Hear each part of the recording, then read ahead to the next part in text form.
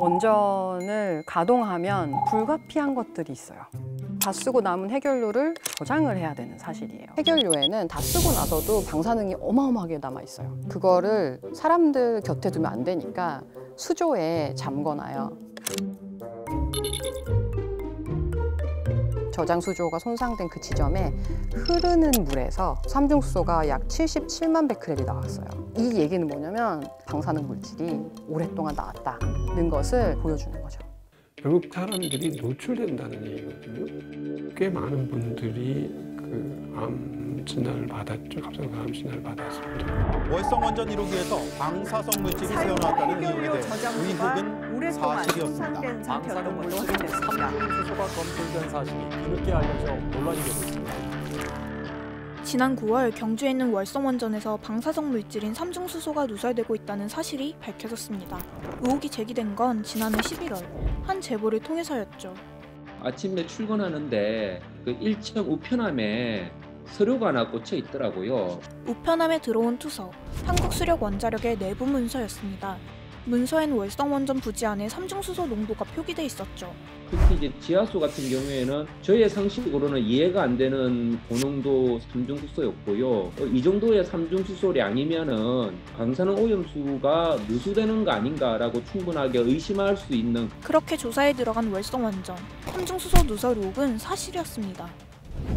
삼중수소는 일본이 방류하겠다고 해 논란이 됐던 후쿠시마 오염수 속 그 방사선 물질입니다.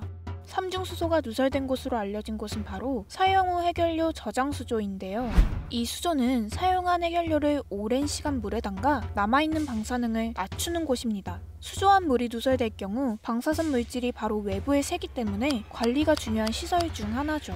사실 이곳에서 방사선 물질이 누설된 건 이번이 처음이 아닙니다.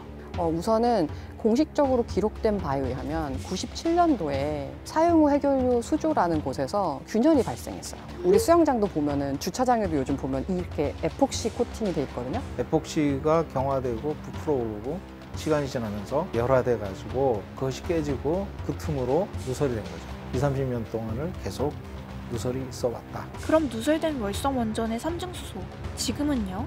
저희가 지금 대화를 하는 와중에도 삼중수소가 계속 새고 있는 상황이에요. 방치되어 있는 상태인 거죠. 정말 방치되어 있는 건지 물어봤는데요. 이제 현재 조사 중인 상황이라서 거기에 대해서 어떤 답변다는 것 자체는 사실은 저희는 안 하고 있고요. 그런데 사실 삼중수소의 위험성에 대해서는 사람마다 의견이 다릅니다. 삼중수소는 방사선 물질의 양이 반으로 줄어드는 반감기도 짧은 데다 방사선도 약해 사람의 피부를 뚫지 못한다는 거죠. 실제로 한 대학 교수는 2015년에 조사된 월성 원전 인근 마을 사람들의 삼중수소 내부 피폭량을 바나나를 먹었을 때의 피폭량과 비교하기도 했습니다. 최대치가 나온 3분이 28.8 베크렐/리터 정도가 나왔어요. 1년에 바나나 6개 정도 섭취할 때 피폭량이 되는 겁니다. 하지만 삼중수소를 30년간 연구해온 학자의 말은 다릅니다. Comparing tritium with bananas isn't very scientific, I'm afraid. The tritium jumps off into our proteins and into our carbohydrates and into our lipids, our fats, and stays there for long periods of time. The amount of potassium in the body is rigorously controlled. So that means if you happen to eat a lot of potassium, the body gets rid of it very quickly. 같은 방사선 물질이라도 인체에 미치는 영향이 다르기 때문에 두 개를 직접 비교하긴 어렵다는 겁니다. 특히 더 위험한 이유는 따로 있다는데요. Tritium is most commonly seen in water, because as you probably know, water consists of little hydrogen atoms and a big oxygen atom. One of those hydrogen atoms is replaced with tritium atom. So what happens is that the water becomes radioactive because we breathe it in, we drink it. Tritium comes inside us and starts irradiating us from inside. 원자력 발전소 한 기가 붕괴됐습니다. 수소와 산소가 융합돼 후쿠시마 원전 일어났습니다. 3호기가 후쿠시마 제1원전의 2호기와 4호기가 연달아 폭발했습니다. 후쿠시마 원전 사고 이후에 우리나라에서 가동하는 국내 원전에 후속 조치라는 걸 하게 되는데 그중에 하나가 여과배기를 설치하는 거였어요. 여과배기는 원자로가 녹기 직전, 그러니까 사고가 나서 원자로의 온도가 높아지는 시점에서 여과배기를 사용해서 그 온도를 낮춰준다. 그것이 꽤 커요. 크면 흔들지 말라고 바닥에다 파일을 박잖아요. 파일을 박다가 차수막을 뚫어버린대요. 저장수조의 삼중수소 누설이 더 위험한 이유, 바로 2013년 발생한 월성원전 차수막 파손 사고 때문입니다. 차수막이란 거는 저장조가 누설이 돼도 회수를 하는 그런 장치인데 그 차수막 자체가 구멍이 나버렸으니까 지하로 빠져나가게 되는 원인이 된 거죠. 게다가 8년이 지난 지금도 보수공사조차 없이 여전히 방치되고 있다고 합니다. 그게 이제 규제기관 쪽에다가 이거를 이제 보수나 이런 것들에 대한 계획을 세울 거잖아요. 예, 승인을 받게 되면 거기에 따라서 또 해야 되는 부분이 있기 때문에. 원전 인근 마을에 사는 주민들은 이런 사고가 있을 때마다 불안합니다. 방사성이 유출됐다니까 뭐 원자력이 어떤지 뭐 그런 거예요. 우리는 잘 모르잖아요. 거기에 대해 갖고 겁이 나지요. 실제로 지난 2013년부터 2015년까지 월성원전 인근 마을 사람들의 건강 상태를 조사한 결과는 생각보다 심각했습니다.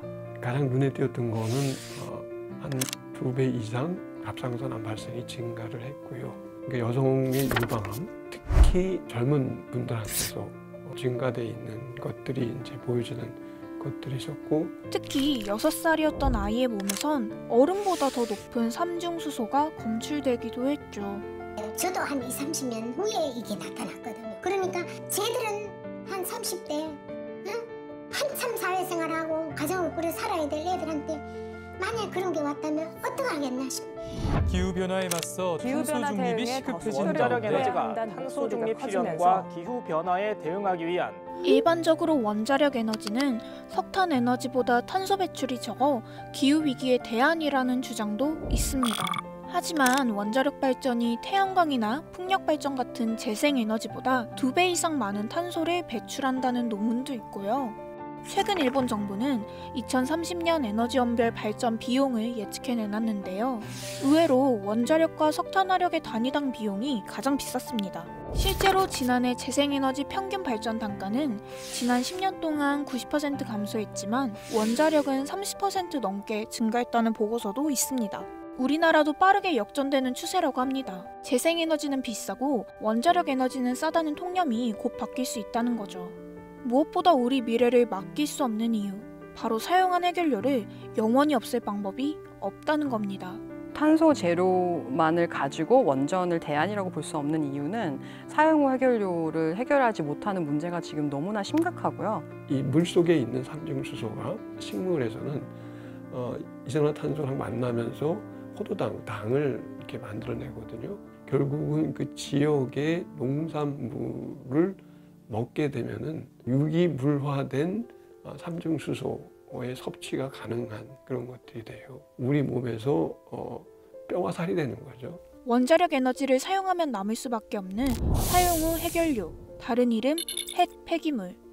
현재까지 우리나라에 저장된 핵 폐기물은 1만 6천 톤, 매년 900톤씩 쌓여가고 있습니다. 흔히 이제 얘기해서 원전을 화장실이 없는 아파트라고 얘기를 해요. 그래서 집안에다가 그 변을 쌓아놔야 되는 거예요. 하수구도 없고 그렇게 나가서도 안 되고 결국 끌어안고 있어야 되는. 에너지 정책이 지금과 같다면 이 핵 폐기물은 지금 세대에서 멈추지 않고 우리 대신 오래오래 곁에 남아 남은 사람들 그리고 그 다음 사람들의 어깨를 무겁게 할지도 모릅니다.